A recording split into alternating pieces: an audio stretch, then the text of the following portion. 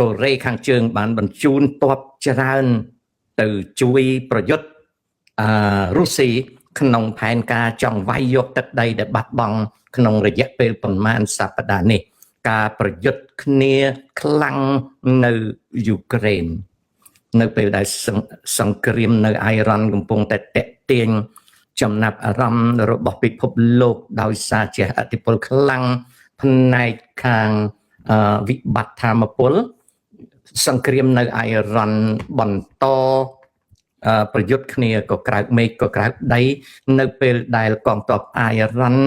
បានប្រើប្រាស់នៅយុទ្ធសាស្ត្រប្រយុទ្ធថ្មីព្រមទាំងអ៊ីរ៉ាន់បានប្រើប្រាស់នៅសព្វវុធយុទ្ធោបករណ៍ដែលផលិតដោយខ្លួនឯងមានជាអាច cruise missile drone បច្ចេកទេសនិងរបៀបវាយប្រហារតាម electronic warfare ខ្លាំងក្លាជាងមុននៅពេលដែលរុស្ស៊ីអាចលក់ប្រេងបានប្រមូលលុយទៅប្រើប្រាស់លើសង្គ្រាមធ្វើឲ្យយូក្រែនទទួលរងទុក្ខវេទនាខ្លាំងហើយយូក្រែនក៏ប្រឹងប្រែងរកលុយខ្លួនឯងសម្រាប់យកមកចាយដើម្បីនឹងប្រើប្រាស់ក្នុងសង្គ្រាម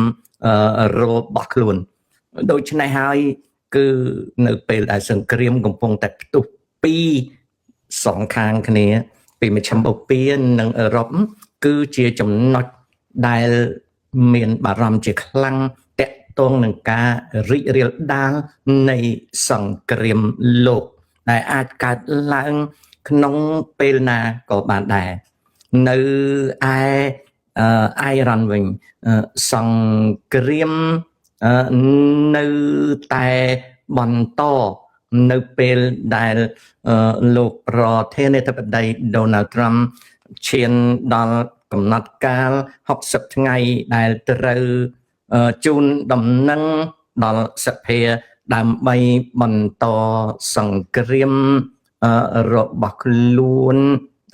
តទៅទៀតលោក Donald Trump ប្រឹងប្រែងរកវិធីដោះស្រាយបញ្ហាយូក្រែនតែត្រូវបានទទួលបរាជ័យមិនមែនជាទីគាប់ចិត្តបណ្ដាលឲ្យលោកត្រូវជ្រើសរើសយកការចាប់ផ្ដើមវាយប្រហារម្ដងទៀតដែលការវាយប្រហារនេះក៏ឲ្យផលចំពោះអ៊ីស្រាអែលដែលកំពុងតែរងចាំឱកាសធ្វើការវាយប្រហារទៅលើប្រទេសអ៊ីរ៉ាន់ជាលើកទី2លោកប្រធានាធិបតី Donald Trump បានផ្ញើលិខិតជូនដំណឹងទៅកាន់សភាដែលត្រូវការឲ្យមានការគាំទ្រពីសភាអាមេរិកលើការបន្តសង្គ្រាមនៅយូក្រែនដែលរដ្ឋធម្មនុញ្ញតម្រូវឲ្យសភាជាអ្នកអនុញ្ញាតឲ្យប្រធានាធិបតីធ្វើសង្គ្រាមលើ60ថ្ងៃលោកប្រធានាធិបតីបានយកចិត្តទុកដាក់ក្នុងរឿងនេះក្នុងសប្តាហ៍ក្រោយទស្សនកិច្ចរបស់ស្ដេចឆាលនៃប្រទេសអង់គ្លេសដូច្នេះនៅក្នុងនេតិនេះគឺលោកប្រធានាធិបតីត្រូវសរសេរលិខិតទៅកាន់សភាដើម្បីឲ្យសភារៀបចំធ្វើការសម្រេចមតិថាតើអនុញ្ញាតឲ្យប្រធានាធិបតីនៃសហរដ្ឋអាមេរិកបន្តសង្គ្រាមនៅអ៊ីរ៉ាន់តទៅទៀតបានឬទេទោះបីជាយ៉ាងណាក៏ដោយសព្វវុធបានត្រូវគេបញ្ជូនយ៉ាងច្រើនទៅកាន់មជ្ឈមបូព៌ារួមទាំងកំជ្រួច Hypersonic លឿនជាងសម្លេង5ដងដែលជាអាវុធថ្មីបញ្ជូនទៅកាន់តំបន់មជ្ឈមបូព៌ាដែលគេគិតថាអាចនឹងផ្ទុះសង្គ្រាមប្រេងឡើងថ្លៃយ៉ាងខ្លាំងរីឯប្រេងឥន្ធនៈបានឡើងថ្លៃយ៉ាងខ្លាំងទៀតដែលបណ្ដាលឲ្យប្រជាពលរដ្ឋអាមេរិកប្រតិកម្មខ្លះហើយទោះបីជាយ៉ាងណាក៏ដោយក៏តាមស្ថានីយ៍លក់ប្រេងឥន្ធនៈមិនមានការ ខ្វះខាតប្រេងអ្វីឡើយគ្រាន់តែឡើងថ្លៃរីឯនៅយូក្រែនឯនោះវិញគឹមចុងអ៊ុនទំនាក់ទំនងជាមួយនឹងមន្ត្រីជាន់ខ្ពស់រុស្ស៊ីពេលថ្មីនេះដែលទំនងជាត្រូវបញ្ជូនទ័ពថែមទៅជួយច្បាំងរុស្ស៊ីនៅឯប្រទេសយូក្រែនដែលបច្ចុប្បន្នកំពុងតែឯកោក៏ខំប្រឹងប្រែងដោះស្រាយវិបត្តិរបស់ខ្លួនក្នុងសង្គ្រាមដ៏លំបិននេះដែរពិភពលោកជាប់ស្ទះក្នុងរឿងសង្គ្រាមពីរធំដែលមានការសន្និដ្ឋានថាឆ្នាំ2026-27អាចខ្វះស្បៀងសម្រាប់ផ្គត់ផ្គង់ពិភពលោកទាំងមូលដូច្នេះបងប្អូនដែលរស់នៅកម្ពុជាដែលមិនខ្វះស្បៀងប្រយ័ត្នប្រយែងស្បៀងនៅខាងខ្ញុំនេះអត់មានបញ្ហាទេពីព្រោះកសិកម្មនៅក្នុងស្រុកមានតែហើយកសិកម្មនៅអាមេរិកខាងត្បូងដែលជិតនឹងប្រទេសអាមេរិកមានតែនៅអាស៊ីមានបញ្ហាដ៏សំខាន់មួយទៀតដែលអាចធ្វើឲ្យខ្វះស្បៀងគឺបន្លាស់អាកាសធាតុដែលឆ្នាំទៅប្រទេសផលិតស្បៀងនៅអាស៊ីខាងត្បូងនិងនៅអាស៊ីប៉ែកអាគ្នេយ៍ផលិតស្បៀងស្រូវអង្ករតិចជាងមុនបើសិនណាជាមិនខ្វះស្បៀងទេក៏ដោយសារដឹកមិនចាញ់ការដឹកមិនចាញ់អាចមិនខ្វះស្បៀងនៅអាស៊ីតែទៅខ្វះស្បៀងនៅអាហ្វ្រិកឯនោះវិញណានេះគឺជាអ្វីដែលកំពុងតែជួបប្រទះនៅអ៊ីស្រាអែលព័ត៌មានក៏បានបន្តឲ្យដឹងថាអ៊ីស្រាអែលប្រុងប្រៀបត្រៀមខ្លួនជាស្រេចដើម្បីនឹងធ្វើការវាយប្រហារជាលើកទី2ទៅលើអ៊ីរ៉ានដែលត្រៀមរួចជាស្រេចណាដែលត្រៀមរួចជាស្រេចក្នុងការបញ្ជូនទ័ពវាយប្រហារទៅលើអ៊ីរ៉ានវិញប្រសិនបើអ៊ីរ៉ានបរាជ័យក្នុងការចរចាសង្គ្រាមផ្ទុះឡើងវិញអ៊ីស្រាអែលមានប្រយោជន៍ធំក្នុងសង្គ្រាមនេះនៅពេលដែលពិភពលោកនិងសហរដ្ឋអាមេរិកជួបប្រទះនឹងវិបត្តិថាមពលខ្លាំងក្លាសង្គ្រាមអ៊ីស្រាអែលលើ3សមរភូមិនៅតែបន្តតទៅទៀតនេះព័ត៌មានពីប្រទេសអ៊ីស្រាអែលបញ្ចប់រឿងនឹងតកតងនឹងព័ត៌មានផ្សេងណាព័ត៌មានផ្សេងប្រទេសចិនមានព័ត៌មានមួយស្ដីអំពីទុរេនផ្លូវ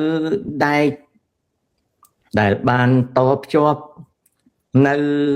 អាស៊ីជាពិសេសផ្លូវដែកតជាប់នៅអាស៊ីប៉ែកអាគ្នេយ៍បានคล้ายទៅជាចរន្តដឹកជញ្ជូនមួយដ៏សំខាន់ក្នុងការដឹកជញ្ជូនផលិតផលទុរេន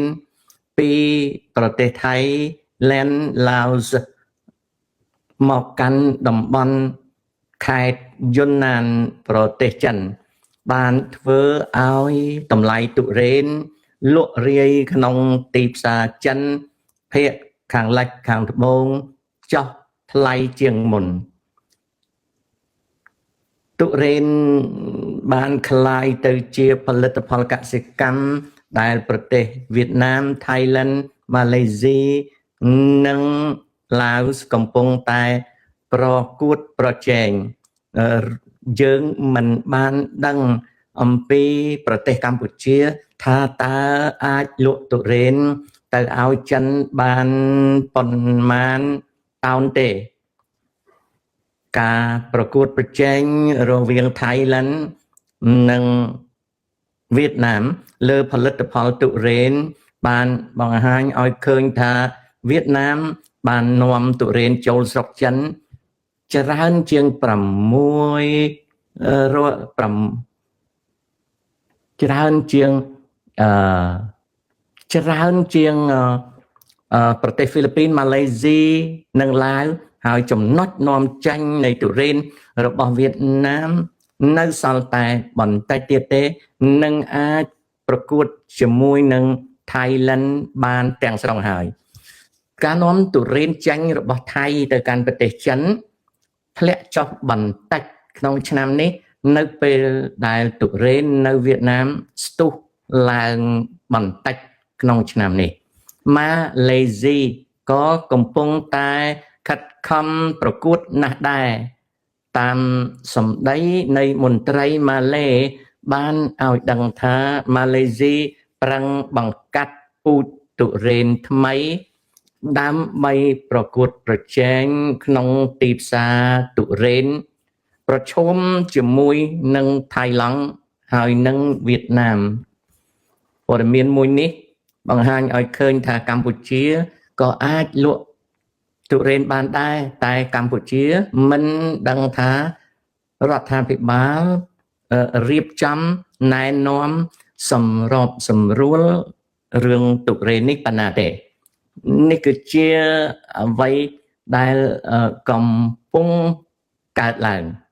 សហរដ្ឋអាមេរិកបានដាក់ទណ្ឌកម្មលើក្រុមហ៊ុនចិនដែល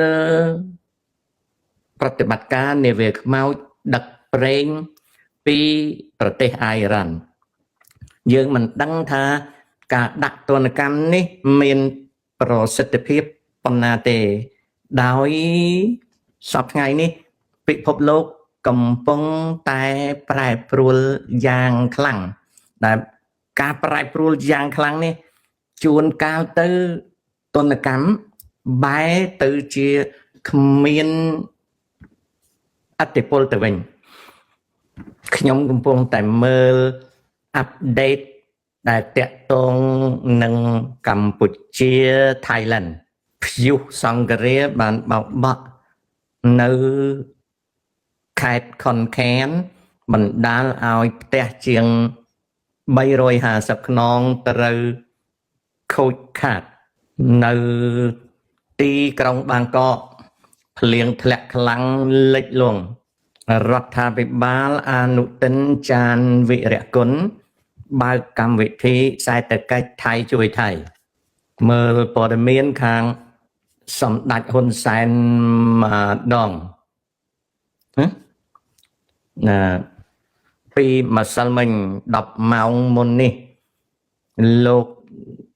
ហ៊ុនសែនបានផ្សាយជាសំឡេងបន្តតទៅទៀតនៅអត្ថបទដែលគាត់ផ្សាយកាលពី20ម៉ោងមុនស្ដីអំពីគោលបំណង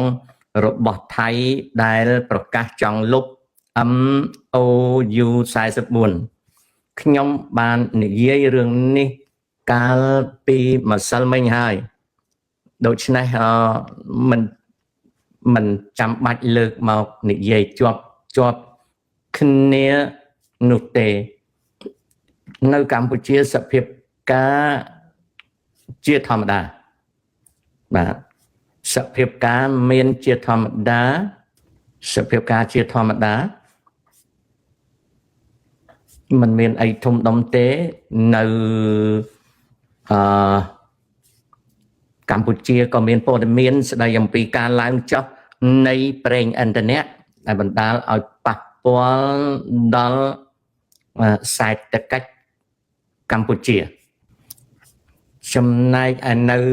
មីយ៉ាន់ម៉ារដ្ឋាភិបាលយោធាមីយ៉ាន់ម៉ាបានឲ្យដឹងថាគេបានផ្លាស់លោកស្រីអាំងសានស៊ូជីពីពន្ធនាគារទៅដាក់ឃុំនៅឯផ្ទះវិញប្រធានាធិបតីដូណាល់ត្រាំបានឲ្យដឹងថា